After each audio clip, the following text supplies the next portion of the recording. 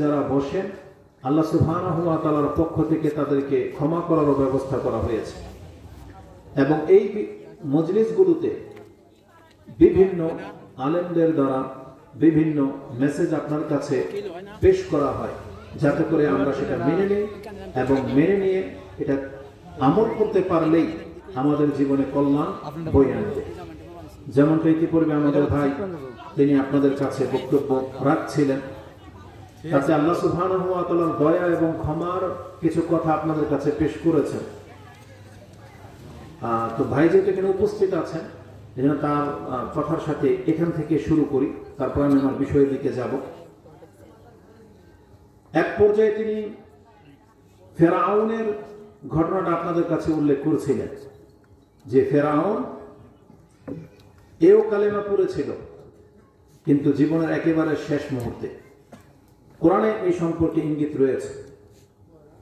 তো যতদূর আমি জানি, কোরআনে সূরা ইউনূস 10 নম্বর সূরার 90 এর কাছাকাছি আয়াতে আপনি পেয়ে যাবেন আয়াতগুলো, সম্ভবত 87, 88, 89, 90 এই আয়াতগুলোতে ফেরাউনের সেই দিনের ঘটনাটা উল্লেখ করা হয়েছে। সূরা ইউনূস 10 নম্বর সূরার 87, 88, 89, 90 এই 4টা আয়াত পড়বেন, আপনি পেয়ে যাবেন। 91 পর্যন্ত পড়েন, ভালো। তাতে আল্লাহ সুবহানাহু ওয়া তাআলা আমাদেরকে ফেরাউনের ইতিবৃত্তান্তটা তুলে ধরেছেন। কোরআন জড়িত রয়েছে ফেরাউন মুসা আলাইহিস সালাম এবং বনি ইসরায়েলদের সাথে যে কত নাইনসাফি করেছে, কত জুলুম করেছে, সেটা আমাদের কারো অজানা নয়। তো ফেরাউনের অন্তরের মধ্যে ঈমান ছিল, কিন্তু ওর অহংকারের কারণে, দাম্ভিকতার কারণে ও এই ঈমানটাকে কাজে লাগায় নাই বা গ্রহণ করে নাই, অহংকার বশত।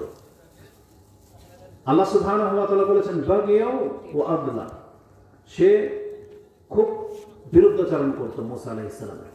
কিন্তু আল্লাহ বলেছেন এই বিরুদ্ধাচরণ যখন শেষ পর্যায়ে, হাত্তা ইজা আদরাকাহুল গরাক, যখন মুসা আলাইহিস সালামকে ধাওয়া করে সমুদ্র পর্যন্ত নেমে গেছে, আর যখন ওকে এখন পানিতে চেপে ধরেছে, হাত্তা ইজা আদরাকাহুল গরাক ক্বালা, তখন সে বলেছিল আমানতু আন্নাহু লা ইলাহা ইল্লাল্লাযী আমানাত বিহি বানু ইসরাঈলা ওয়া আনা মিনাল মুসলিমিন। এইভাবে কালেমা পড়েছিল যে আমি সেই সত্তার প্রতি ঈমান আনলাম যিনি ছাড়া সত্য কোনো ইলাহ নাই, যে সত্তার প্রতি ঈমান এনেছিল বনি ইসরাঈল। কেন এখানে বনি ইসরায়েলদের কথা উল্লেখ করা হয়েছে? কারণ এ বনি ইসরায়েলদের মাবুদকে মানে না, বরং ফেরাউনের একটা দাবি ছিল মা আলিমতু লাকুম মিন ইলাহিন গায়রি, আমি জানি না যে আমি ছাড়া কোনো ইলাহ আছে কিনা, যে আয়াতটা আল্লাহ সুবহানাহু ওয়া তাআলা সম্ভবত সূরা কাসাসের মধ্যে উল্লেখ করেছেন। এবং এও বলেছিল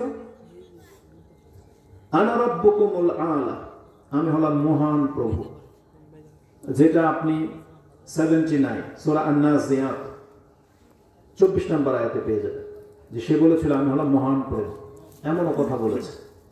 কিন্তু আল্লাহ সুবহানাহু ওয়া তাআলাকে ক্ষমা করার জন্যই মুসা এবং হারুন আলাইহিস সালামকে পাঠিয়েছিলেন।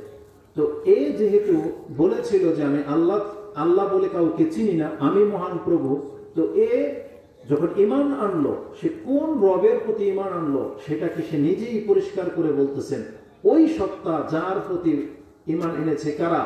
বনি ইসরাঈল। এবং বলেছেন ওয়া আনা মিনাল মুসলিমিন, এবং আমিও মুসলিম। সেও মুসলিমদের মধ্য থেকে একজন দাবি করেছিল। আজকের আমার বক্তব্যটা ওই মুসলিম নিয়ে হবে।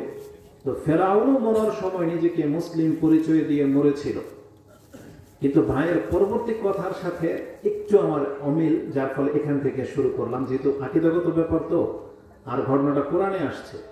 তো কোরআনের নাস থেকে যেটা আমরা পাচ্ছি সেটা গ্রহণ করব। তাফসীরকারগণ তো অনেক কথাই ব্যক্ত করে, কিছু আছে সঠিক, কিছু আছে বাড়াবাড়ি, কিছু ভুল।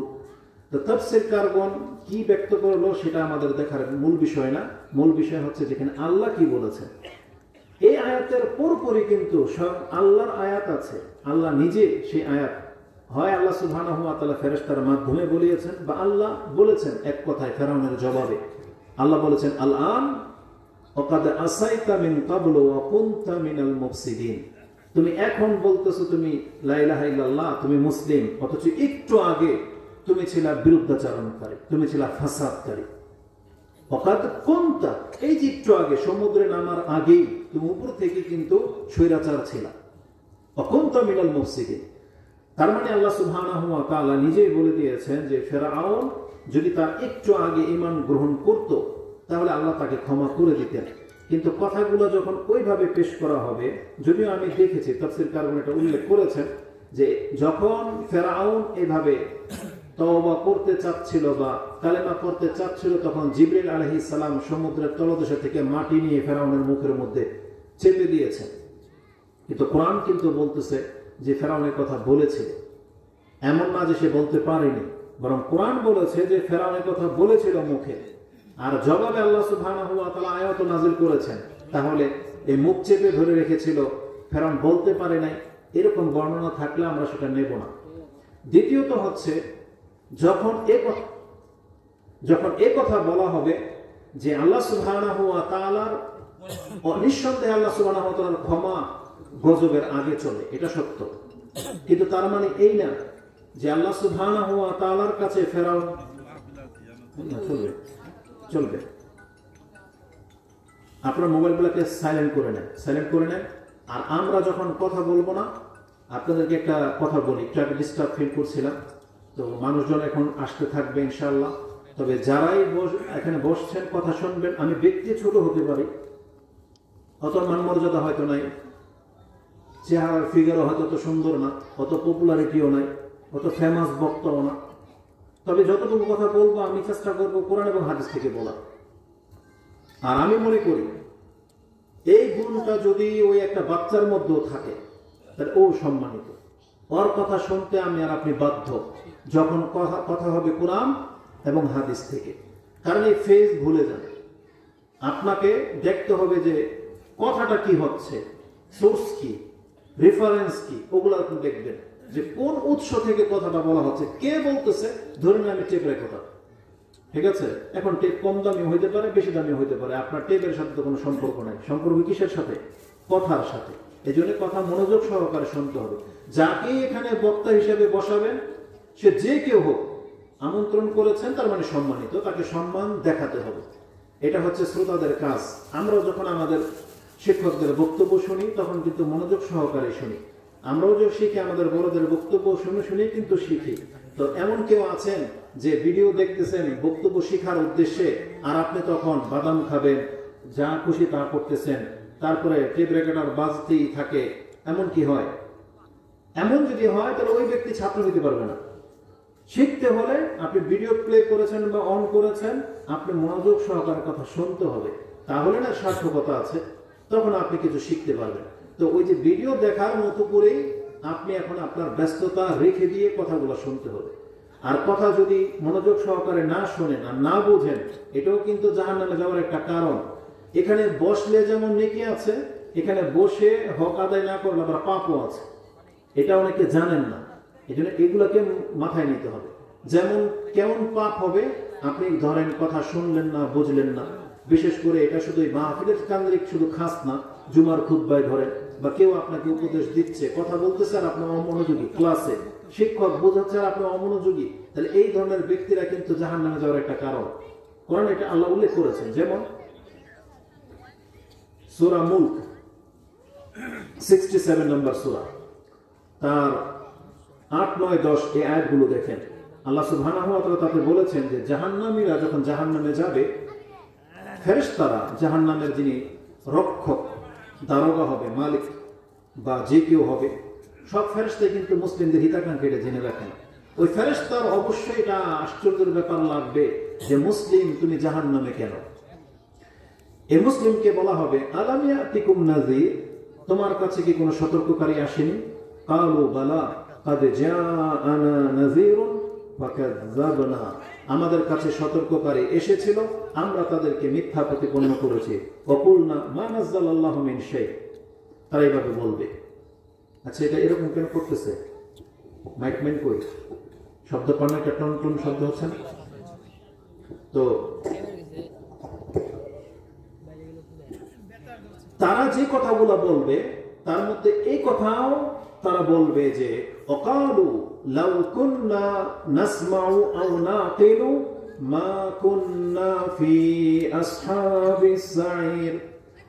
তারা ওই দিন জবাব দেবে, হায় আমাদের আফসোস, যদি দুনিয়াতে আমরা কথা শুনতাম এবং বুঝতাম। দুইটা কথা কিন্তু, ওয়াকালু লাউ কুন্না নাসমাউ, প্রথমে শোনার কথা আসছে, যদি আমরা শুনতাম, আও নাকিলু, এবং যদি বুঝতাম, তাহলে আমরা জাহান্নামী হই না। আজকে অধিকাংশ মুসলিম যদি জাহান্নামী হয়, এই মূল কারণ এটাই হবে যে তারা ধর্মটাকে শিখে নেয়, উপেক্ষা করে চলেছে। তাদের হুজুরদের কথাগুলো শুধু হুজুরদের ভেবেই ছেড়ে দিয়েছে, কিন্তু এগুলো যে নসিহা, এগুলো যে উপদেশ, এগুলো যে কোরআন হাদিসে ফিরে আসার বাণী, এটাকে গুরুত্ব দেয়নি।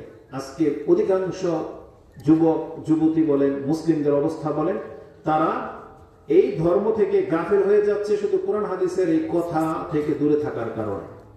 তো শুনতে হবে, কারণ শোনা এটা হচ্ছে ইলম অর্জন করার অনেক বড়, এমনকি আমি বলতে পারি এটা প্রথম সবাব। মানে ইলম অর্জন করার সবচেয়ে বড় মাধ্যম হচ্ছে শ্রবণ শক্তি। কান দিয়ে যদি আপনি আল্লাহর কথা না শোনেন বা না বোঝেন, তখনই আপনার এই আপত্তিটা ঘটবে। এই জন্য আমি যতটুকু কোরআন থেকে দেখতে পাচ্ছি বা আমরা কোরআন হাদিস থেকে চর্চা করে যেটা দেখতে পাই, আল্লাহ সুবহানাহু ওয়া তাআলা সবকিছুর ক্ষেত্রে আপনার শ্রবণ শক্তিকে বেশি প্রাধান্য দিয়েছেন। যে শ্রবণ শক্তি, এটা এমন একটা শক্তি যেটা আপনার ব্রেনে কথা নিয়ে যায় বা আপনার অন্তর পর্যন্ত পৌঁছে, সেটা হচ্ছে শ্রবণ শক্তি। যে ব্যক্তি তার কানকে বন্ধ করে রাখে বা কানের টোড়া ঠেসে দিয়ে রাখে, আল্লাহ সুবহানাহু ওয়া তাআলা যত কাফেরদের কথা উল্লেখ করেছেন, যারা নবীদের কথা শুনতো না, মানতো না, আল্লাহ এদেরকে বলেছেন ওফি আযানিনা ওয়াকর, মনে হচ্ছে যে তাদের কানের ভিতরে তুলা ঠেসে দেওয়া, তার মানে তাদের কান বন্ধ। তার মানে এটা হচ্ছে সবচেয়ে বড় একটা বাধা হক গ্রহণ না করার। আপনি যদি আপনার কানকে বন্ধ করে রাখেন, তার মানে আপনার অন্তর এমনিতে হেদায়েত পাবে না। আপনার অন্তরে হেদায়েত আনতে হলে আল্লাহর কালাম শোনাইতে হবে, আর আপনি আল্লাহর কালাম শুনলেই আপনার উপরে রহমত নাজিল হবে। এই জন্য আল্লাহ সুবহানাহু ওয়া তাআলা কিন্তু নেকি দিয়ে শুরু করেছেন, যে কোরআন পড়লে এবং কোরআন শুনলে এটা প্রথমত আপনি নেকি পাবেন এবং আপনার উপরে রহমত নাজিল করা হবে, রহমত হবে। কারণ আল্লাহ সুবহানাহু ওয়া তাআলা সম্ভবত সূরা আরাফ 7 নম্বর সূরার একেবারে শেষের দিকে 204 নম্বর আয়াতে আয়াতটা আছে যে ওয়াইজা কুরিয়াল কুরআন ফাসতামিউ লাহু ওয়ানসিতু, যখন তোমার উদ্দেশ্যে কোরআন পড়া হবে তখন তুমি চুপ থাকবে এবং কোরআনটাকে মনোযোগ সহকারে শুনবে, লাআল্লাকুম তুরহামুন, তাহলে তোমার উপরে রহমত নাজিল করা হবে। তাহলে আপনি রহমত পেতে চাইলে আপনাকে কথা আগে শুনতে হবে। আর এখানে আরেকটা গুরুত্বপূর্ণ বিষয় হচ্ছে, আল্লাহ বলেছেন যে কথা শুনতে হবে মনোযোগ দিয়ে। এমনি সামা আর মুস্তামি, এটা পার্থক্য আছে। যেমন ধরেন আমাদের এই কথা হচ্ছে মাইকে কিন্তু প্লে হচ্ছে, কিছু মহিলারা আছে, ব্যক্তিরা আছে যারা ঘর থেকেও শব্দ শুনতে পাচ্ছে, কেউ আছে এখানে জিলাপি বিক্রি করতেছে, তার কানেও কিন্তু কথা যাচ্ছে, দুই একটা কথা উনিও শুনবে। ওই শোনার আপনাদের শ্রবণের মধ্যে কিন্তু আকাশ পাতাল ব্যবধান। সে ওখানে মেলাও করবে, আবার কথাও শুনবে, সে ওই নেকিটা পাবে না যেই নেকিটা প্যান্ডেলের ভিতরে লোকেরা পাবে। কারণ এটাও হাদিস দ্বারা সাব্যস্ত, যেই মজলিসে জিকির হয় ওই মজলিসে উপস্থিত থাকতে হবে, ওই মজলিসের নেকি পেতে হলে। এটারও দলিল আছে, ইমাম বুখারী এবং মুসলিম তারা উভয় তাদের কিতাবে হাদিস এনেছেন যে রাসূলুল্লাহ সাল্লাল্লাহু আলাইহি ওয়াসাল্লাম বলতেন বা বলেছেন, ইন্না লিল্লাহি মালাইকাতুন ইয়াতুফুনা ফিত তুরুক ইয়ালতামিসুনা আহলায যিকর ইযা ওয়াজাদা কওমান ইয়াযকুরুনাল্লাহা তানাদাউ হালুম্মু ইলা হাজাতিকুম ফায়াহুফুনাহুম বিআজনিহাতিহিম ইলা সামাঈদ দুনিয়া। রাসূল বলেছেন, কিছু ফেরেশতারাই রয়েছে ভ্রাম্যমান, তারা পৃথিবীতে বিচরণ করে বেড়ায়, শুধু তারা খোঁজে যে কোথায় আল্লাহকে স্মরণ করা হচ্ছে।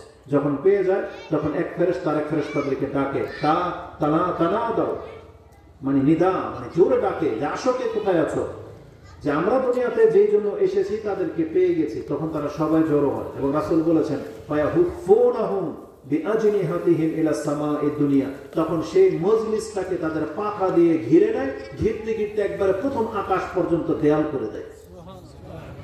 কিন্তু হাদিসে কিন্তু এটা বলা হয় না যে মাইকের সাউন্ড যতদূর পর্যন্ত যাবে ততদূর পর্যন্ত ঘেরা হয়, ওই মজলিসটাকে ঘেরা হয়।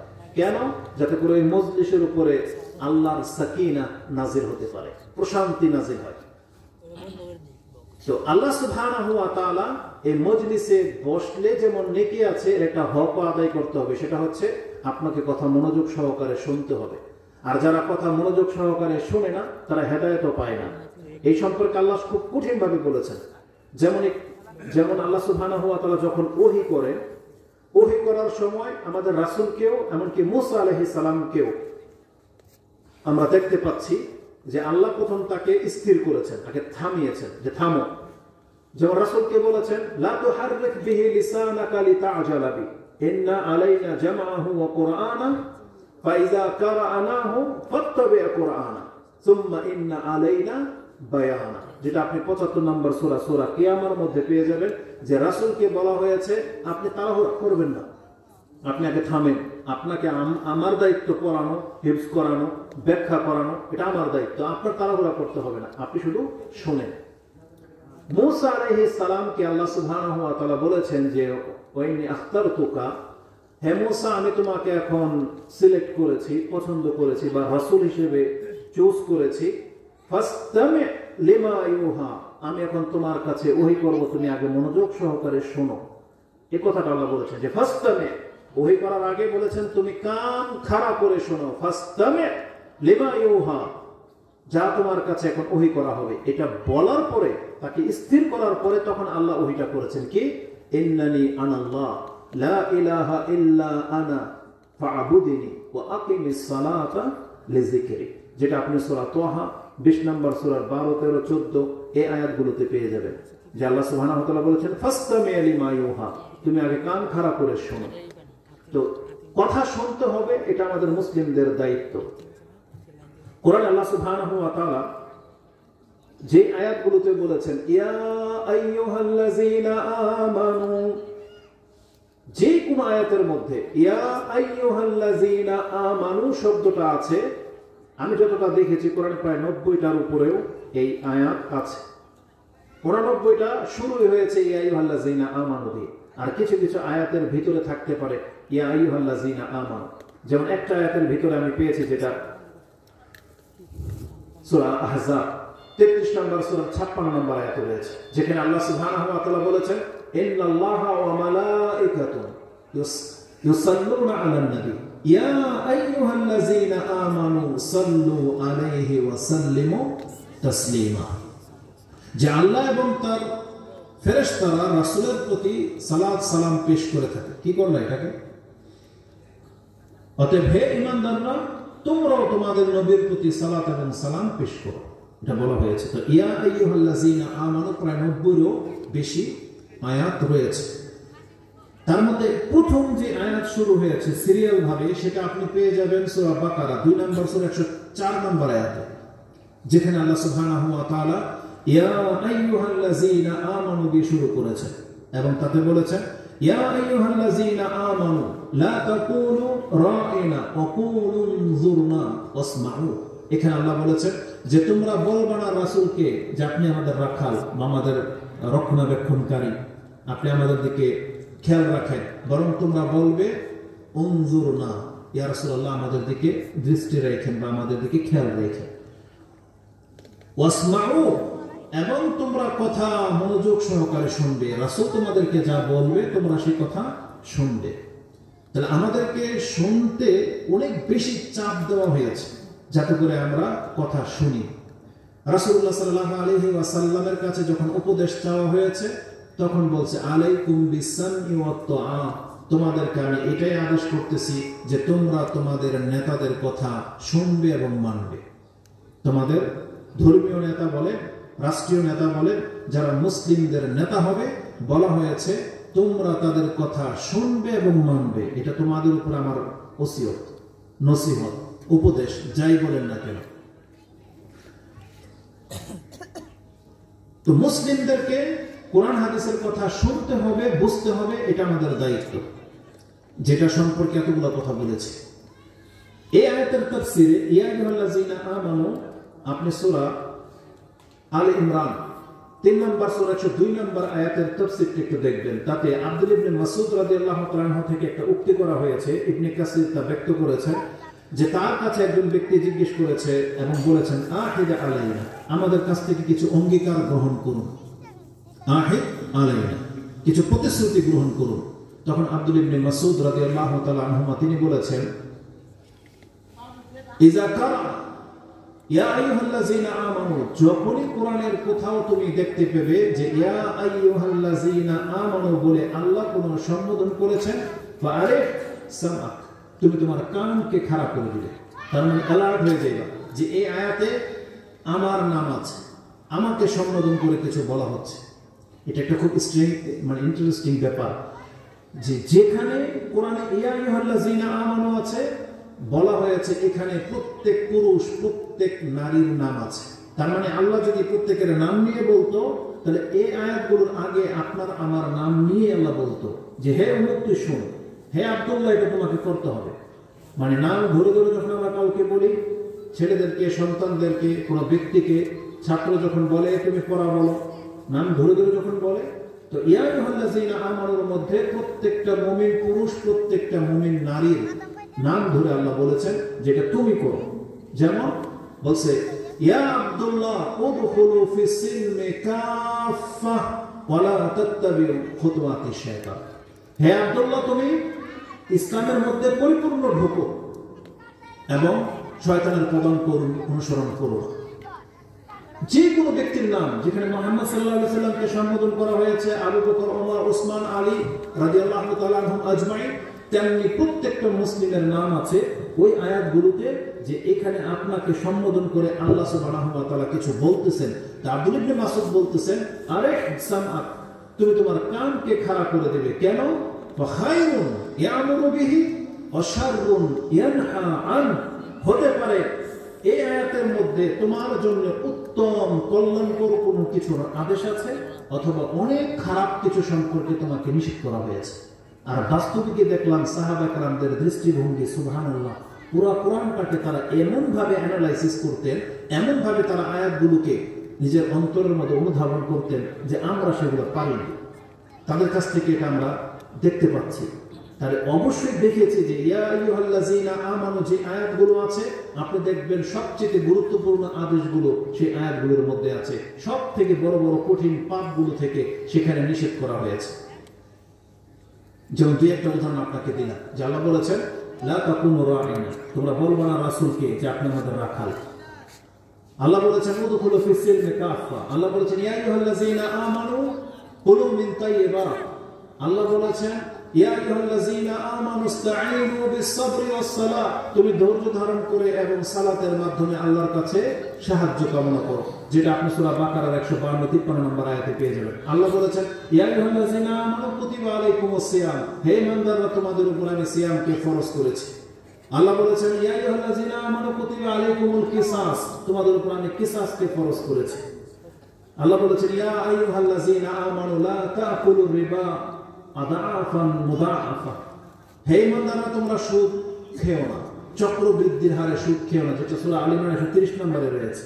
আল্লাহ বলেছেন ইয়া আইয়ুহাল্লাযীনা আমানু তাকুল্লাহা হাক্কা তুকাতিহ ওয়া লা তামুতুন্না ইল্লা ওয়া আনতুম মুসলিমুন, যেটা সূরা আল ইমরান 102 নম্বর আয়াতে বলেছে। এইভাবে অসংখ্য আয়াত যেমনটা আপনি পাবেন, ওই আয়াতগুলো প্রত্যেকটা পুরুষ প্রত্যেকটা মহিলার উচিত ওই আয়াত পড়ার সময় একবার অন্তর লাগিয়ে পড়া, যেটা আপনাকে আমাকে আদেশ করা হয়েছে। এই জন্য শ্রবণ শক্তিকে কাজে লাগাতে হবে। যদি আমরা না শুনি, যেমন আজকে আপনারা এসেছেন, ইনশাআল্লাহ আজিজ, আল্লাহর ওয়াদা অনুযায়ী, যেহেতু রাসূল আমাদেরকে সংবাদ দিয়েছেন যে আমরা এখানে যারা বসবো, আজকে আমাদেরকে আল্লাহ ক্ষমা করে দিয়ে বাসায় ফেরাবে।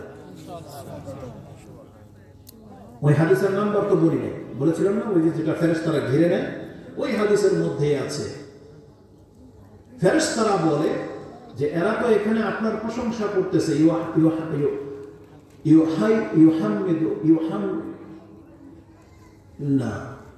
ইউমাজ্জিদুনাক ওয়া ইউকাব্বিরুনাক ওয়া ইয়াহমিদুনাক ওয়া ইয়াহিল্লুনাক, তারা আপনার তাহলিল পাঠ করে, তাকবীর পাঠ করে, তারা মর্যাদা পাঠ করতেছে। ওয়া ইয়াসআলুনাকাল জান্নাহ ওয়া ইয়াস্তাজিরুনাকা মিনান নার, আল্লাহ এরা তো এখানে বসেছে আপনার প্রশংসা করতেছে, আপনার গুণগান গাচ্ছে, তারা জান্নাত চায়, তারা জাহান্নাম থেকে মুক্তি চায়, এই আশায় বসেছে। তখন আল্লাহ সুবহানাহু ওয়া তাআলা তাদেরকে যেটা বলে সর্বশেষ, আল্লাহ বলছেন উশহিদুকুম, তোমরা সাক্ষী থাকো আন্নী কাদ গাফারতু লাহুম, আমি এখন তাদের প্রত্যেকটাকে ক্ষমা করে দিলাম।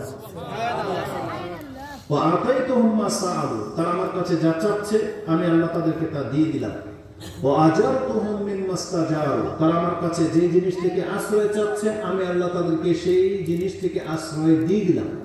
কি মনে করেন এই 2-3 ঘন্টা এখানে বসলে আল্লাহ আমাদেরকে বলেছেন আমরা জান্নাত চাইলে জান্নাত দিয়ে দেওয়া হবে, জাহান্নাম থেকে মুক্তি চাইলে আমাদেরকে জাহান্নাম থেকে মুক্তি করে দেওয়া হবে। এজন্য আমরা আল্লাহর কাছে দোয়া করি। আপনারা বলেন আল্লাহুম্মা ইন্না নাসআলুকাল জান্নাতুল ফিরদাউস, আল্লাহ আমরা তোমার কাছে জান্নাতুল ফিরদাউস চাচ্ছি, আল্লাহ আমরা তোমার কাছে জান্নাতুল ফিরদাউস চাচ্ছি। আরেকবার পুরো করেন আল্লাহুম্মা ইন্না নাসআলুকাল জান্নাতুল ফিরদাউস, আল্লাহ আমরা তোমার কাছে জান্নাতুল ফিরদাউস চাচ্ছি। এটা বারবার বলবেন, এত লম্বা না পারলে আপনি বলবেন আল্লাহুম্মা ইন্নী আসআলুকাল জান্নাহ, আল্লাহুম্মা ইন্নী আসআলুকাল জান্নাহ। কেন জানেন? যখনই কোনো ব্যক্তি বারবার আল্লাহর কাছে জান্নাত চায় আর জাহান্নাম থেকে মুক্তি চায়, বারবার অন্তত পক্ষে 3 বার, যখন কোনো দোয়া করবেন আল্লাহর কাছে 3 বার 4 বার বলতেই থাকতেছেন। এটা করলে কি হবে জানেন?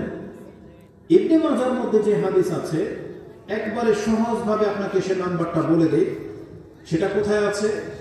ইবনে মাজার সর্বশেষ হাদিসের আগের হাদিস, সর্বশেষ হাদিস আমার নাম্বার অনুযায়ী যেটা আমরা পড়ি 4341, আপনি 4340 নাম্বার হাদিসটা দেখেন।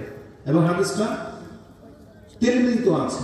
রাসূল বলেছেন যখন কোনো ব্যক্তি জান্নাত চায় সালাসা মাররাতে, ইযা সাআল আল্লাহুল জান্নাতা সালাসা মিরা বা সালাসা মাররা কানাতিল জান্নাহ আল্লাহুম্মা আদখিলহুল জান্নাহ।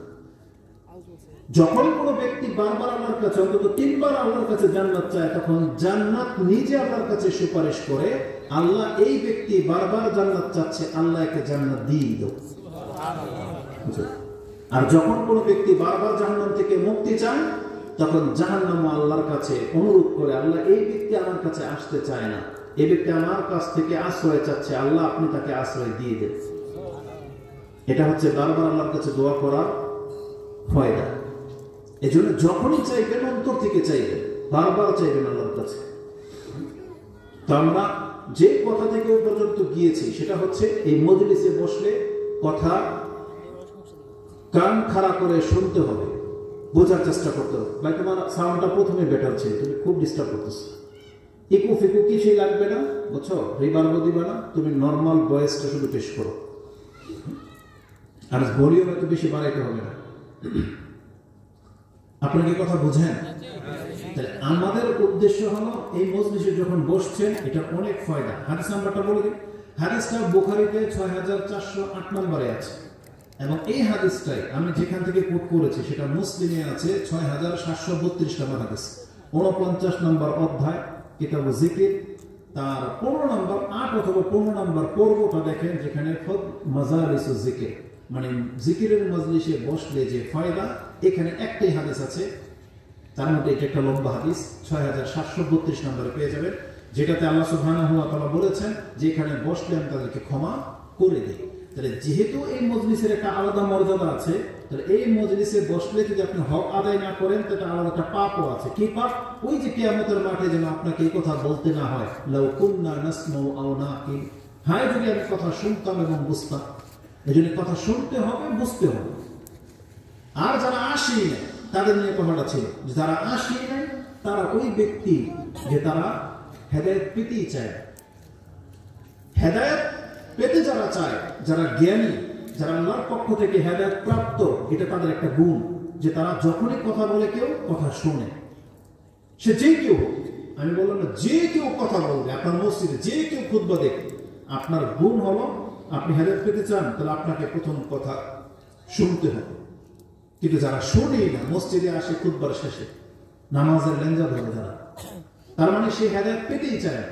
আজকে দেখেন যারা ইসলামের কথা শুনে, খুতবা শোনেন, বক্তব্য শোনেন, আমি এটা নিশ্চিত তাদের অধিকাংশ মানুষ খুব সহসাই দাঁড়িয়ে রাখতে পারে, তারাই হারাম ছাড়তে পারে, তারাই টাকার উপরে প্যান্ট তোলে, তারাই জীবনকে শুধরায়।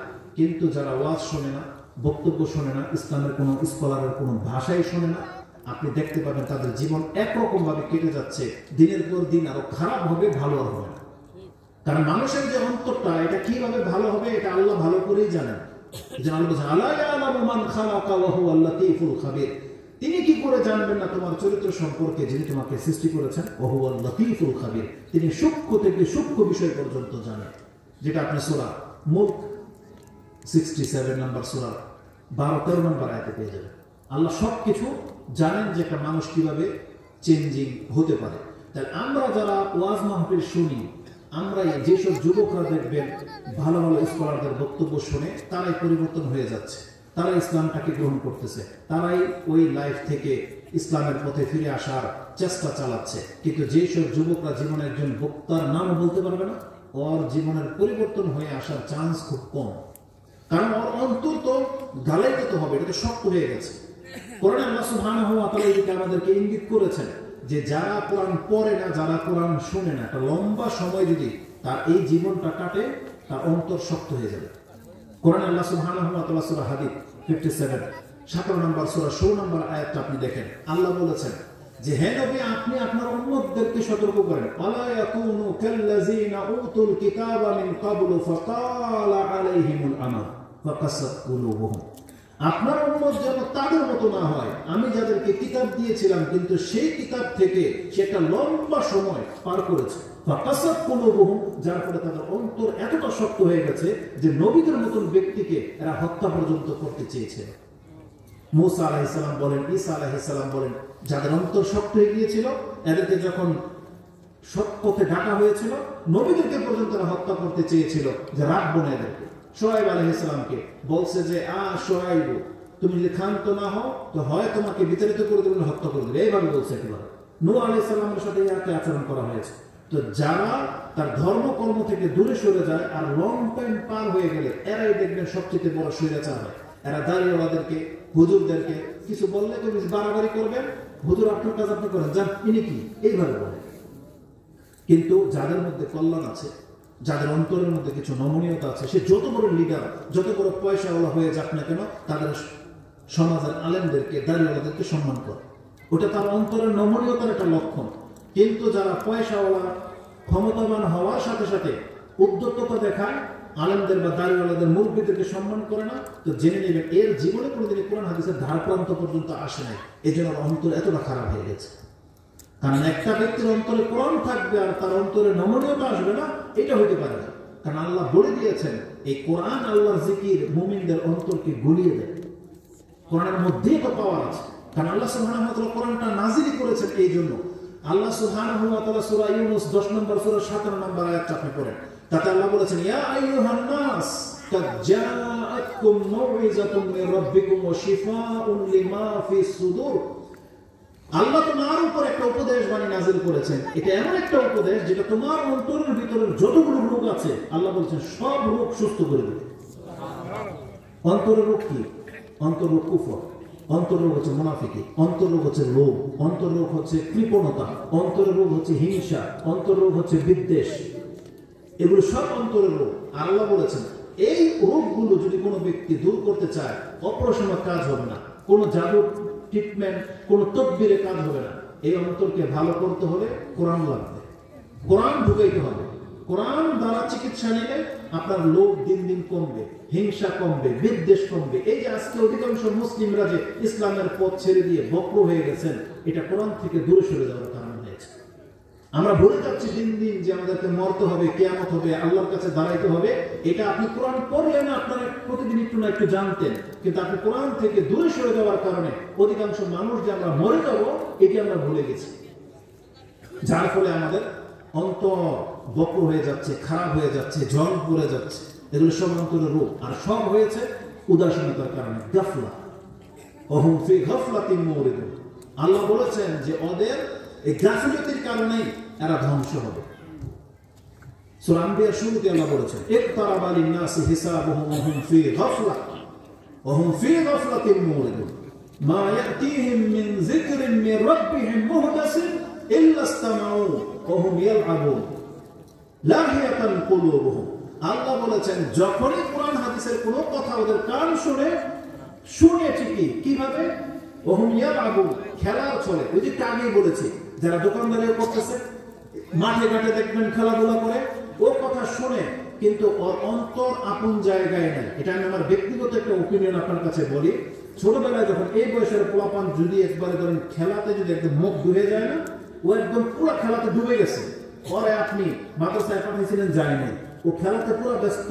পরে যদি আপনি উপর থেকে ডাকেন না, কিরে তোকে মাদ্রাসায় পাঠিয়ে তুই এখনো কি বলতে যেতেছি, ও আবার দেখবেন দৌড় দিবে বলের কাছে।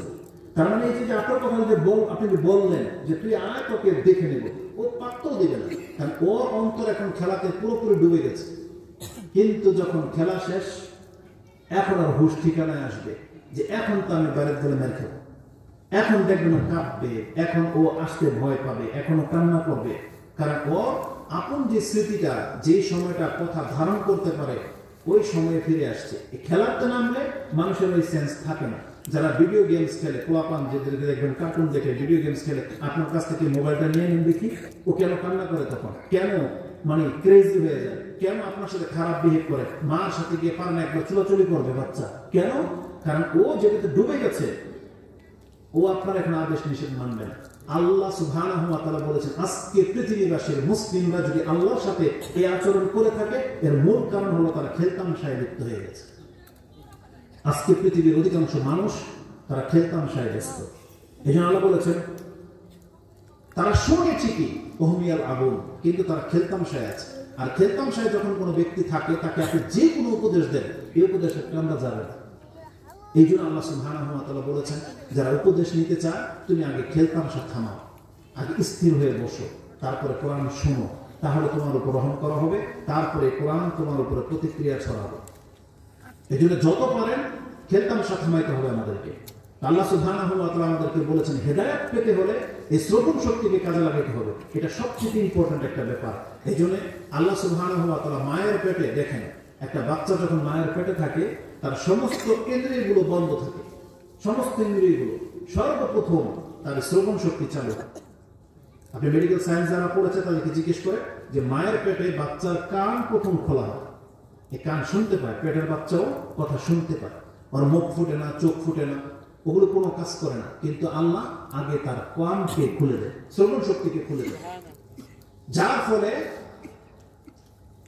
এই শ্রবণ শক্তিটাকে আল্লাহ প্রথমে কাজে লাগাইতে বলেছে। যেমন কোরআনের আরেকটা আয়াত, যেটা আমরা প্রায় বক্তব্যে বলে থাকি, হেদায়েত প্রাপ্ত কারা, জ্ঞানী কারা, এটা কিভাবে পরিচয় পাবে?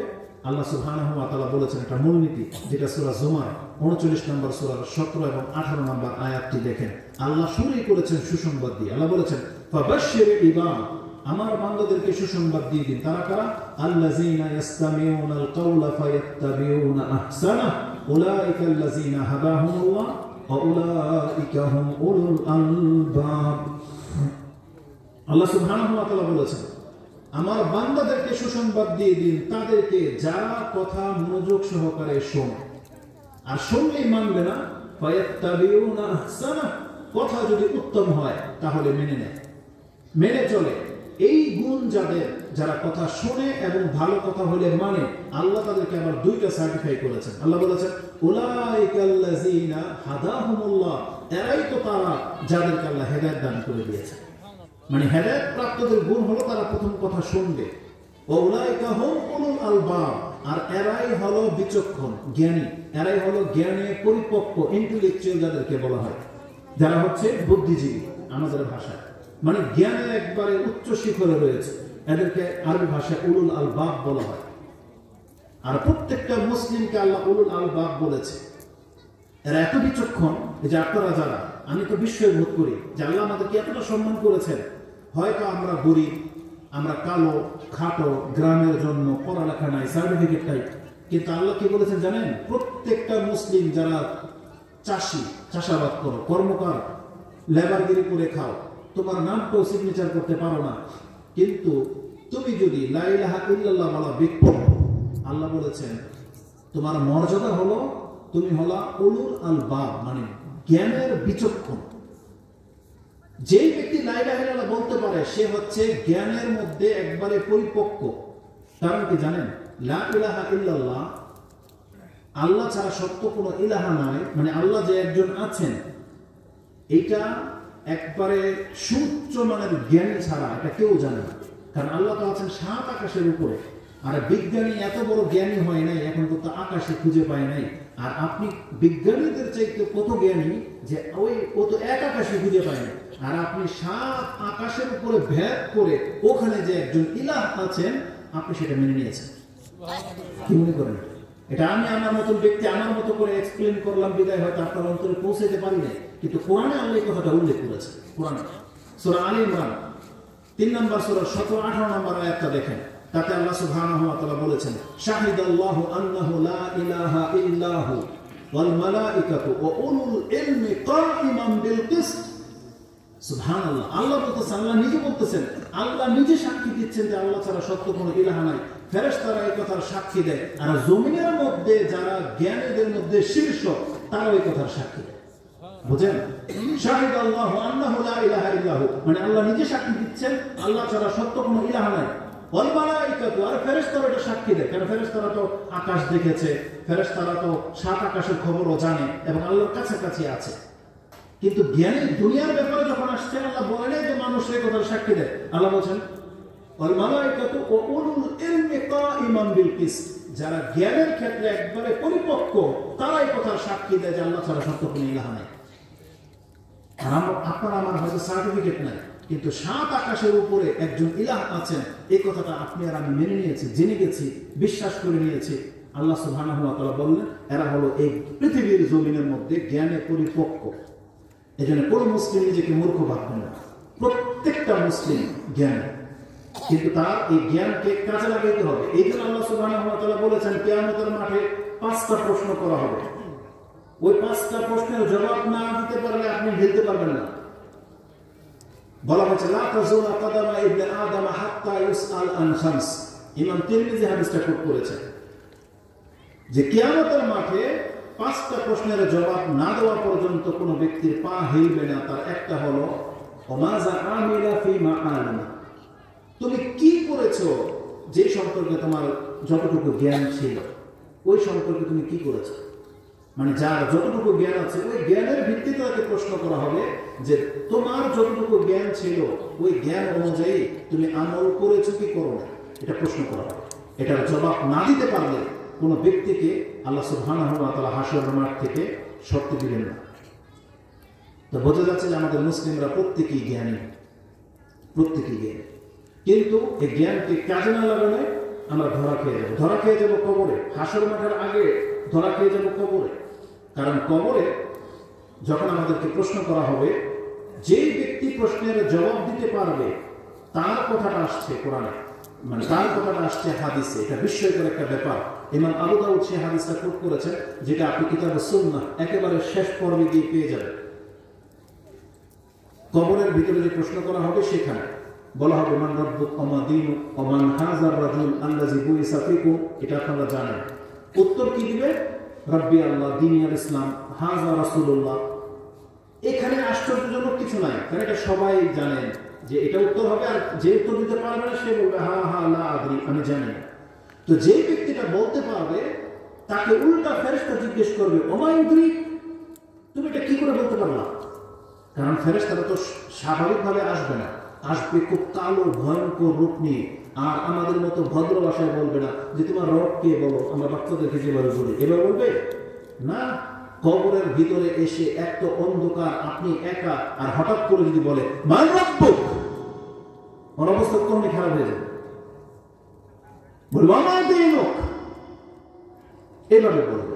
আপনি দেখেন না, সাধারণ মানুষ যদি কাউকে ধরে স্বাভাবিকভাবে জিজ্ঞেস করে, কিন্তু পুলিশ, র্যাব, আর্মি যদি কাউকে ধরে কিভাবে জিজ্ঞেস করে? ভদ্রভাবে জিজ্ঞেস করে, প্রথম গায়ের দেখ, একটা কাগজ দেখা, কোথায় যাবেন, কি করবেন, এইভাবে কথা বলো ভদ্রভাবে। যদি আপনি যদি বলেন না, বলবেন কোত্থেকে আসলেন, এভাবে বলে। তার মানে একটু গরম। তো ফেরেশতারাও খুব গরম ভাবে জিজ্ঞেস করবে। কিন্তু আপনি যখন স্বাভাবিক থেকে উত্তর দিতে পারবেন, তখন ফেরেশতারা আশ্চর্য হয়ে বলবে, ও মাইন্দ্রি, তুমি কিভাবে এত দ্রুত উত্তর দিতে পারলা?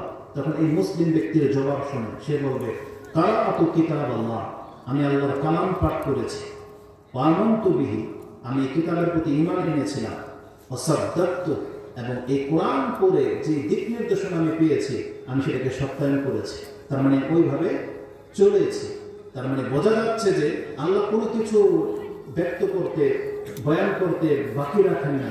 কোথায় কি হবে, কি করতে হবে সবকিছু আমাদেরকে জানিয়ে দিয়েছেন। কিন্তু তারপরে অধিকাংশ মুসলিমরা গাফেল, তারপর অধিকাংশ মুসলিমরা প্রক্ষেপ করছে না, মনে করতেছে যে কি যে মনে করে আমরা জানি না, আসলে বলতে পারবো না আপনারা কি মনে করেন। আমরা যেটা আমাদের ব্যক্তিগত ওপিনিয়ন যেটা বলি, হয়তো আমাদের শেখেরা ভিন্ন, কিন্তু আমি আমার ব্যক্তিগত যেটা দেখি, যখনই যে টেবিলের মধ্যে কোরআন পড়ি বা হাদিস পড়ি, বক্তব্য যখন সাজায় তখন ইমান থাকে একরকম, যখন কিতাব বন্ধ করে দিই ইমান হয়ে যায় একরকম। আমরা পড়ার টেবিলে বক্তব্য দিচ্ছি, এখন ইমান একরকম, এখান থেকে গাড়ি দিয়ে যখন রওনা শুরু হয়ে যাব ইমান অন্যরকম হয়ে যায়। আর আপনারা যারা কোরআন টাচই করেন না, এক সপ্তাহ হয়ে যায় কোরআন পড়েন না, কিতাবই ধরেন না, আর ওই সমস্ত ব্যক্তিরা যারা শুধু মাঠে ময়দানে মার্কেটে ঘুরে বেড়ায়, একটা আশ্চর্যজনক জুড়িটা আমাদের জন্য শোভা পায় না। কালকের ঘটনা, খুতবায় যাওয়ার পথে ফ্যামিলির সাথে ছিল, যাওয়ার পথে একটা মার্কেট হয়ে তারপরে গিয়েছিলাম, কারণ একটু ফাঁকা সময়, মানে একটু লম্বা সময় ছিল, তো পুরো একটা কেনাকাটা করার জন্য মার্কেট এরিয়া হয়ে তারপরে গিয়েছিলাম খুতবার পরে। সুবহানাল্লাহ, আমরা অনুভব করি যে এই জায়গাগুলো আমাদের জন্য না, অন্তত পক্ষে যারা নিজের ভদ্রতা বজায় রেখে চলতে চায় তাদের জন্য মার্কেট না। কিন্তু আমি আশ্চর্য হই যে সমস্ত ইয়ং ছেলেরা ওখানে দোকানদারি করে আর মেয়েরা যেভাবে ওখানে আসে, ধরে নেন কথার কথা এক্সাম্পল স্বরূপ বসুন্ধরা গ্রুপ অথবা যমুনা ফিউচার পার্কে, এই ধরনের মার্কেটগুলোর যে অবস্থা, যদি আপনি ওখানে দায়িত্বশীল কেউ হন, যদি আপনি সেলসম্যান হন, আপনি যদি হাজারবার বলেন না যে আমার ইমান ঠিক আছে, তাহলে আমরা বলবো বর্তমান যুগের আপনারাই হবেন আল্লাহর ওলি। কি বলবো? আপনারা হবেন বর্তমান যুগের আল্লাহর ওলি। কিন্তু কয়জন ছেলে তার ইমানকে চরিত্র ঠিক রাখতে পারবে সেখানে? আর এমন জায়গা যেখানে সবকিছুর সাথে মিউজিক, একটা বাচ্চার ট্রেন, ওটার উপর ইংলিশ গান বাজতেছে, ফাস্টফুডের দোকান মিউজিক, জুতার দোকান মিউজিক। সুবহানাল্লাহ, কেন? মানে মুসলিমদের সাথে মিউজিকের কি সম্পর্ক? শয়তান ওদেরকে এমন ভাবে ঘিরে নিয়েছে, সেখানে আপনার ইচ্ছা হলেও তো মুখ দিয়ে একবার সুবহানাল্লাহ বেরোবে না, কারণ আপনার অন্তর তো গান প্লে করতেছে, মিউজিকের সাথে আপনি জড়িত, আপনি রোমান্সের মধ্যে আছেন। সেখানে আল্লাহর বিপদ বলে, মৃত্যু বলে তো কোনো কিছু আপনার ফিল হবে না, আল্লাহর গজব বলে, আল্লাহর শাস্তি বলে তো কোনো কিছু অনুভব হবে না, আপনার কোনো খবরই নেই। এমন একটা জগতে যারা থাকে, তাহলে কিভাবে তারা এই জগৎ থেকে ইসলামের পথে আসবে? কিভাবে? যেখানে আমরা বলতেছি যে এই যে কোরআন, মানে ডাইরেক্ট আমার সম্পর্কে বললাম, বই পড়তেছি ইমান একরকম, বই বন্ধ করে দিলে ইমান আরেক রকম হয়ে যায় মিনিটের মধ্যে। আর আপনারা সারাদিন যখন আল্লাহ সুবহানাহু ওয়া তাআলাকে ভুলে পার করে দিচ্ছেন, তাহলে আপনারা কিভাবে এটা মানে নিচ্ছেন বুঝলাম না। তাহলে আমরা মানে কতটা, কি বলবো, কার ইমান কতটা লেজ হয়ে গেছে, আমরা কত ইমানহীন হয়ে গেলাম, আপনাদের ইমান কত তাজা। সুবহানাল্লাহ, আশ্চর্য লাগে না? যারা মার্কেটে ঘুরে দাঁড়িয়ে নাই, প্যান্ট কাটটার নিচে ড্যান্স করতেছে, মহিলা সংক্রান্ত বিষয়ে জড়িত, তারপরে ওনারা ইমানদার। আর আমরা দেখতে পাচ্ছি যে আমরা মুনাফিক হয়ে গেলাম কিনা। মানে আমাদের দেশের বেনামাজিদের অবস্থা কেমন জানেন? রাসূলের যুগের মুনাফিক পর্যন্ত নামাজ পড়তো, কিন্তু কি বলেন, কি মুনাফিক, মানে নামাজ পড়তো মুনাফিক। আর আমি আর আপনি নামাজ ছেড়ে দিচ্ছি, বলতেছেন ইমানদার। এটা কিভাবে বলবেন? এটাকে আমাকে বুঝাই দেন তো দেখি, বা কেউ বোঝান যে এই লোকটা নামাজ পড়ে, কিন্তু রাসূল বলছে তো মুনাফিক। কেন? কারণ মসজিদে আসে না, দ্রুত নামাজ পড়ে, তাড়াহুড়া করে।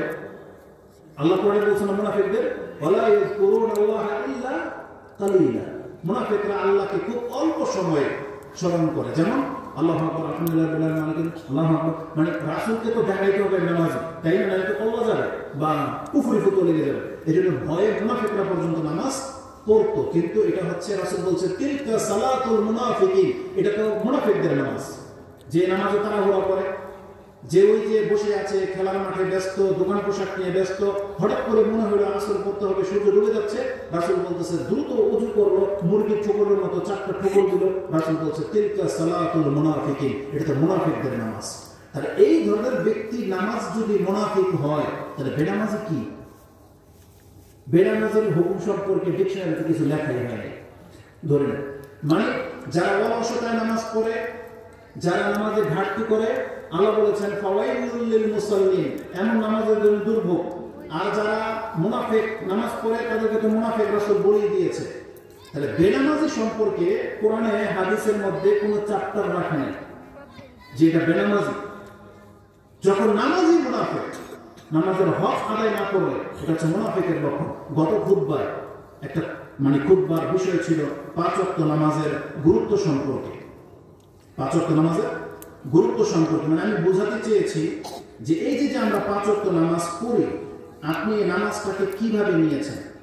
আমরা তো দেখতে পাচ্ছি এই 5 ওয়াক্ত নামাজ হচ্ছে আমাদের নাজাতের একমাত্র পথ। 5 ওয়াক্ত নামাজ যে আমাদেরকে কতভাবে উপকার করে ওই বর্ণনাটাই ছিল। তার মধ্যে একটা আশা আমি আপনার কাছে পেশ করি, যেটা আপনার কলিজায় থাকলে আপনার ভয় শুরু হয়ে যাবে। আর মন্তব্যটা করেছেন আব্দুল ইবনে মাসউদ রাদিয়াল্লাহু তাআলা আনহু। তার মন্তব্যটা ইমাম তিরমিজি, আবু দাউদ, ইবনে মাজাহ, নাসাঈতে রয়েছে। আমি আপনার কাছ থেকে ইবনে মাজাহ থেকে কোট করি, হাদিস 777 নম্বর হাদিসটা পড়েন। তাতে আব্দুল ইবনে মাসউদ রাদিয়াল্লাহু তাআলা একটা আশা উল্লেখ করা হয়েছে। আব্দুল ইবনে মাসউদ তিনি বলতেন, ক্বালা মান সাররাহু আইয়ালকাল্লাহা গাদান মুসলিমান ফালইউহাফিজ আলা হাউলাই সালাওয়াতিল খামস হাইসু ইউনাদি বিহিন্না। আব্দুল ইবনে মাসউদ বলতেছেন, তোমরা প্রত্যেকে কান খাড়া করে শোনো, আগামীকাল যেটা পছন্দ করো যে আগামীকাল মুসলিম হয়ে তুমি আল্লাহর সাথে সাক্ষাৎ করবে, যে চায় যে আগামীকাল যখন আল্লাহর সাথে আমার সাক্ষাৎ হবে, আমার পরিচয়টা যেন মুসলিম হয়, আমি মুসলিম হয়ে আল্লাহর সাথে সাক্ষাৎ করা পছন্দ করি, তখন তিনি বলেছেন তাহলে এই ব্যক্তির জন্য এটা লাজিম যে সে যেন এই 5 ওয়াক্ত নামাজের হেফাজত করে। ফালইউহাফিজ আলাইহিন্না আলা হাউলাই আল সালাওয়াতিল খামস হাইসু ইউনাদা বিহিন্না। যখন তাকে ডাকা হয় তখনই তাকে নামাজ পড়া উচিত। তার এই যে 5 ওয়াক্ত নামাজের যখনই সময় হয়, ওয়াক্ত যখন হয়, তখনই 5 ওয়াক্ত নামাজ আদায় করে নামাজের হেফাজত করতে বলা হয়েছে। এটা হচ্ছে আল্লাহর সাথে আপনি মুসলিম হয়ে সাক্ষাৎ করার একটা বড় সাবাব, মুসলিমের সাক্ষাৎ করার বড় সাবাব। এবং যারা ঘরে নামাজ পড়ে তাদের সম্পর্কে বলা হয়েছে, ফামান ইন কুল্লুকুম সাল্লা ফি বাইতিহি ওয়া তারাকা আল মাসাজিদ ফি বাইতিহি লাতারাকতুম সুন্নাত নবীকুম। তোমরা যদি মসজিদ ছেড়ে দিয়ে ঘরে নামাজ পড়ো, তাহলে তোমরা তোমাদের নবীর আদর্শকে ছেড়ে দিলে। আর যদি কোনো ব্যক্তি তার নবীর আদর্শকে ছেড়ে দেয়, ওয়ালাউ তারাকতুম সুন্নাত নবীকুম লাদালালতুম, তাহলে তোমরা গোমরা হয়ে যাবে। আর ইমাম আবু দাউদ কোট করেছেন লাকাফারতুম, তোমরা কাফির হয়ে যাবে। এই শব্দ আছে, নামাজ পড়েও গোমরা। কেন? যদি একটা মসজিদ ছেড়ে দেয়। কারণ নামাজের হেফাজতের সাথে ওয়াক্ত, মসজিদের জামাত, এগুলো জরুরি। এগুলো হচ্ছে আপনাকে করতেই হবে যদি আপনি নামাজের হেফাজতকারী হন। এবং আপনি ইবনে মাসউদ বলেছেন যে ফায়ামিরু ইলাল মসজিদি ফায়ুসাল্লি ফি ফামা ইয়াতু খাতওয়াতান ইল্লা রাফা আল্লাহু লাহু বিহা দারাজা ওয়া হাত্তা আনহু বিহা খাতিআ। শেষে মসজিদের একটা মর্যাদার বর্ণনা করা হয়েছে যে আল্লাহ সুবহানাহু ওয়া তাআলা তোমাদের ঘর থাকা সত্ত্বেও, ঘরের ভিতরে নামাজ পড়ার পর্যাপ্ত জায়গা থাকা সত্ত্বেও কেন আল্লাহ আমাদেরকে মসজিদ বানাতে বলেছেন, কেন আমাদেরকে মসজিদে আসতে বলেছেন? এটা হচ্ছে সুনানুল হুদা, এটা হচ্ছে হিদায়াতের দিক নির্দেশনা। তার আল্লাহ সুবহানাহু ওয়া তাআলা বলছেন যারা মসজিদে এসে নামাজ পড়ে তারা হিদায়াতের পথে আছে। আর এটাই রাসূলকে হিদায়াত করা হয়েছে। আর রাসূল তার জীবনে সারাটা জীবন তিনি মসজিদে এসে নামাজ পড়তেন। রাসূলের ঘর আর মসজিদে কোনো ডিফারেন্স ছিল না, মাত্র একটা দেয়াল, একটা পর্দা। রাসূল চাইলে তার ঘরে নামাজ পড়ে নিতে পারতেন, ওই হেঁটে এত দূর পর্যন্ত যাওয়া লাগতো না। রাসূল বলতেন একই সওয়াব। কিন্তু রাসূল জীবনে কোনোদিন তার ঘরে ফরজ করেন, তিনি ফরজ মসজিদে এসে পড়তেন এবং পড়তে বলেছেন পুরুষদেরকে। আর নফলগুলো ঘরে পড়তে বলা হয়েছে। রাসূল সাল্লাল্লাহু আলাইহি ওয়াসাল্লাম ঘর বললাম একটা দেয়াল মাত্র, সে চাইলে মসজিদে সুন্নত পড়তে পারতেন, কিন্তু না, তিনি একটা দেয়াল পর্দার ভিতরে গিয়ে সুন্নত পড়তেন, তার ঘর, যেটা ঘর বলে বিবেচিত। এত বড় গুরুত্বপূর্ণ বিষয় কেন?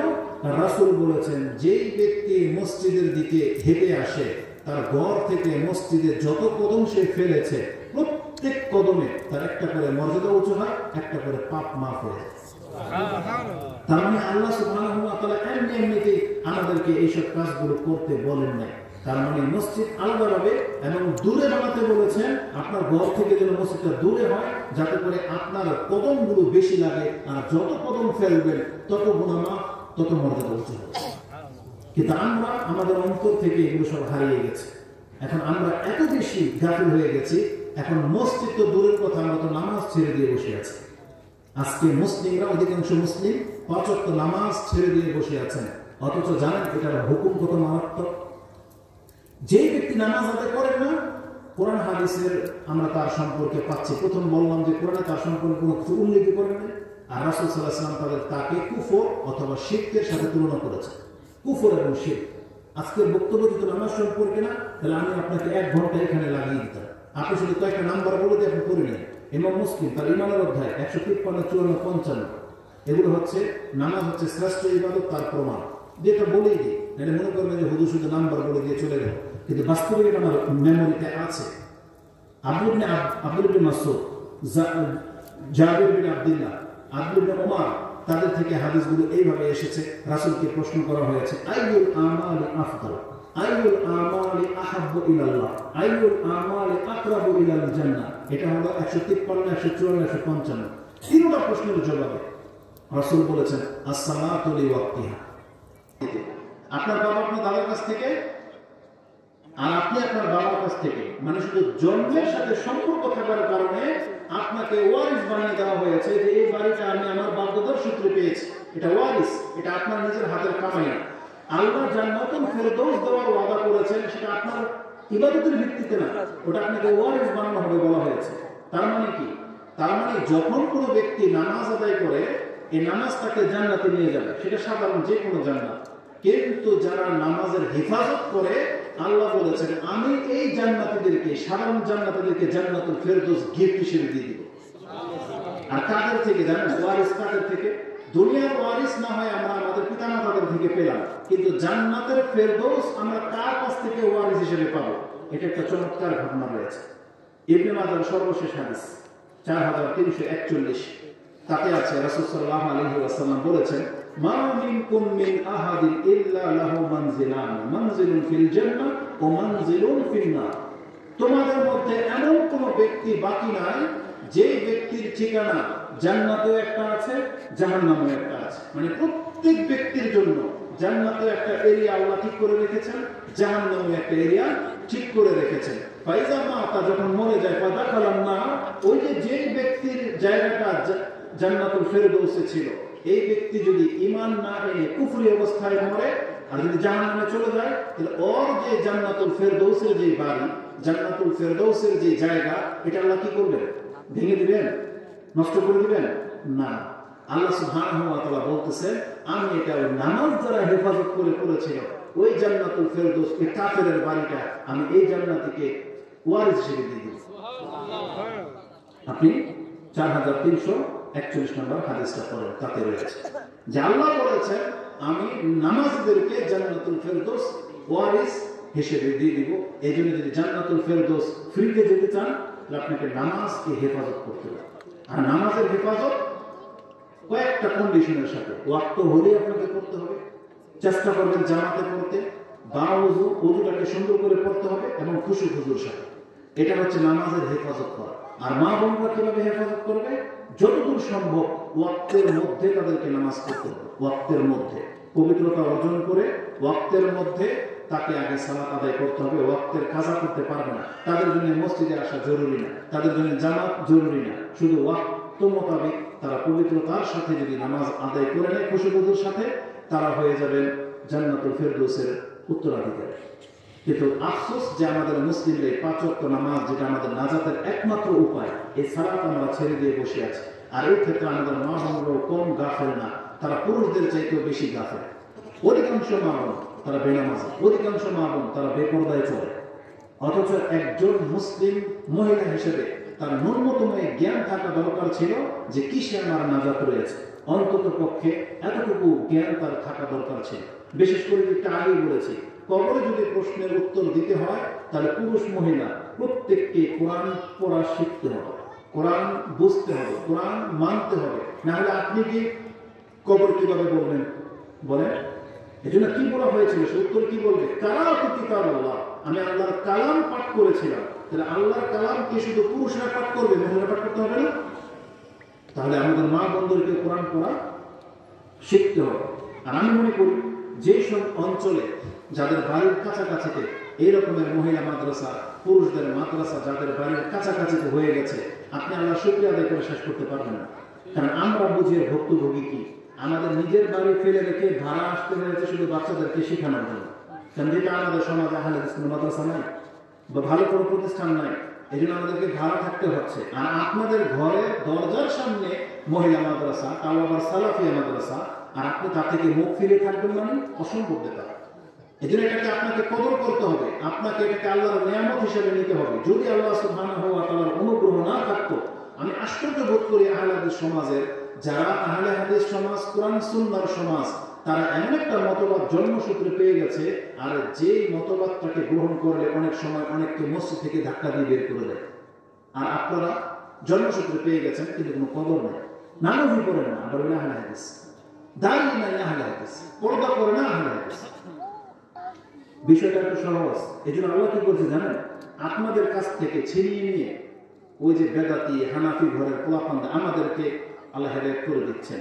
আমরা এখন বলতে পারি আমরা আহলে হাদিস হয়ে যাচ্ছি, আমরা দাঁড়িয়ে রেখেছি, আমরা পর্দা করি, আমরা নামাজ পড়ি, আমরা চেষ্টা করি হালাল হারাম বেঁচে চলতে। তা আমরা বলতে পারি আমরা আহলে হাদিস হয়েছে। আর আপনারা বলবেন যে আমরা আহলে হাদিস ছেড়ে দিয়েছি, এটা বলতে হবে আপনাদেরকে। কিন্তু কোরআন এবং সুন্নাহ আপনার ধার প্রান্তে ছিল, আপনি যদি এখান থেকে উপদেশ না নেন, তাহলে কিয়ামতের মাঠে কিন্তু আপনি কঠিনভাবে বেঁচে যাবেন। আপনি বলতে পারবেন না আল্লাহ যে আমি জানতাম না, আপনি কথা বলবেন আও তাকুলা হিনা তারাল আযাব লাউ আন্না লি কাররা, জাহান্নামের আগুন দেখলে যাতে তুমি এই কথা না বলো, হ্যাঁ আমি যদি আজকে ফিরে যাওয়ার কোনো অপশন থাকতো, লা আকুনান্না মিনাল মুহসিনিন। সম্ভবত এমনটাই আছে। আপনি সূরা জুমারের মধ্যে 59, 60, 61 এই আয়াতগুলো দেখে নেবেন, যে আল্লাহ বলেছেন যাতে করে কিয়ামতের মাঠে তুমি এই কথা বলতে না পারো, লাউ আন্না আল্লাহ হাদানি লাকুনতু মিনাল মুত্তাকিন, যদি আল্লাহ আমাকে হেদায়েত করতো তাহলে আমি মুত্তাকি হয়ে আল্লাহ তোমার কাছে আসতাম। আল্লাহ বলেছেন এটা যেন তোমাকে কিয়ামতের মাঠে বলতে না হয়। এজন্য আল্লাহ আমাদেরকে আগেই সতর্ক সাবধান করে দিয়েছে, এই কোরআন নাযিল করে দিয়েছে। এবং যে সমস্ত মা বোনরা কোরআন পড়া শিখেন না, আমি মনে করি মাদ্রাসার কর্তৃপক্ষ যারা আছেন, আপনাদের যদি ভালো শিক্ষিকা থেকে থাকে, তাহলে বয়স্কদের জন্যও একটা সময় 1 ঘন্টা বা 2 ঘন্টার জন্য একটা ক্লাস রাখবে, যাতে তারা এসে আপনাদের কাছ থেকে কোরআন শিখতে পারে। তাদের সন্তানদেরকেও ভর্তি করাবে এবং আপনাদের কাছে তারাও যেন শিখতে পারে। কর্তৃপক্ষকে আমরা বলবো আপনারা খুব সহজে এই সিস্টেমটা চালু করেন। তাতে হয়তো কোনো মজুরি ধার্য করেন না, কারণ অধিকাংশ মানুষ এত নিচ হয়ে গেছে, সে ইংলিশ টিচার রাখবে 5,000 টাকা দিয়ে, অথচ কোরআনের টিচারকে সে কোন মুখ নিয়ে যে 500 টাকা দেয়, সুবহানাল্লাহ, এটা আমাদের মাথায় আসে না। আপনার বাচ্চাকে সে আল্লাহর কালাম শেখাবে, আর আপনি তাকে ঠিক করেন মাসে 500 টাকা। আর ইংলিশ টিচার যেটা মরে গেলে এই ইংলিশ দিয়ে আপনি চুবিয়ে পানি খাবেন, তার জন্য 5,000 টাকা। সুবহানাল্লাহ, এটা মেনে নেওয়ার মতো না। আল্লাহ ভালো করে জানেন যে পৃথিবীবাসী আমার এই কালামের সাথে নাইনসাফি করবে, এজন্য আল্লাহ কারো মুখাপেক্ষী বানান নাই। আল্লাহ বলেছেন যে কোরআন শিখে যে শিখায় উভয় শ্রেষ্ঠ। এবং আল্লাহ কি করেছেন, যে কোরআন পড়ে তাকে 10 নেকি করে আল্লাহ কোরআন থেকে দিয়ে দেওয়ার ব্যবস্থা করেছেন। একটা অক্ষর পড়বে 10 নেকি। টাকার কারণে যেন কোরআন পড়া আটকে না থাকে, এই জন্য এই ব্যবস্থা আল্লাহ নিজে গ্রহণ করেছে, যাতে করে টাকার জন্য কারো কোরআন পড়া থেমে না যায়। এই জন্য আল্লাহ নেকি দিয়ে শুরু করেছে। পৃথিবীর কোনো কিতাবের মধ্যে এই বৈশিষ্ট্য নাই যে একটা অক্ষর পড়লে 10 নেকি, কিন্তু কোরআনের মধ্যে সেই নেকিটার ব্যবস্থা আল্লাহ সুবহানাহু ওয়া তাআলা করে দিয়েছেন। তো যদি শেষ চলে আসছে, আমাদের মূল মেসেজ যেটা আজকে আমাদের বক্তব্যের মূল মেসেজ ফিরে আসে প্রথম ভাইয়ের কথার দিকে, যে তওবা, আমাদেরকে আল্লাহর কাছে ফিরে আসতে হবে। ফেরাউনও কালেমা পড়েছিল, কিন্তু আমি একটু শুধু এখানে ইঙ্গিত দিয়ে দিতে চাচ্ছি, মানে কথাটাকে এইভাবে পেশ করতে হবে, আল্লাহ প্রত্যেকটা ব্যক্তিকে ক্ষমা করতে চান, এটা আল্লাহ সুবহানাহু ওয়া তাআলার দয়া। আল্লাহ সুবহানাহু ওয়া তাআলা কোনো ব্যক্তি ক্ষমা করে ফেলবে তাই বলে হুকুম চেঞ্জ হয়ে যাবে না, এমন না। বরং আমি দেখতে পাচ্ছি আল্লাহ সুবহানাহু ওয়া তাআলা ক্ষমা করার জন্য তার পক্ষ থেকে সুউচ্চ ব্যবস্থাটা আল্লাহ করেন। সে থাকে 2 মিনিটের মধ্যে একটা আপনি কি জানেন ওই ব্যক্তির ঘটনা যে 100 ব্যক্তিকে হত্যা করেছিল? জানেন এটা? ইমাম মুসলিম সিরিয়াল ভাবে 4টা হাদিস উল্লেখ করেছেন, যেটা আপনি তওবার অধ্যায়ে 6901, 2, 3, 4, 5 এই হাদিসগুলো পাবেন। তওবার অধ্যায় 50 নম্বর অধ্যায়ে ওই 100 ব্যক্তির হত্যা করার ঘটনা। এই ব্যক্তি কি করেছিল জানেন? যখন জাস্ট নিয়োগ করে চলে যাবেন তওবা করব, সে এখন সব ব্যক্তির দিকে যাচ্ছিল, পথিমধ্যে তার মৃত্যু চলে আসছে, আযাবের ফেরেশতা নাযিল হয়ে গেছে, রহমতের ফেরেশতা এসে উপস্থিত। তখন আল্লাহ কি করেছেন জানেন?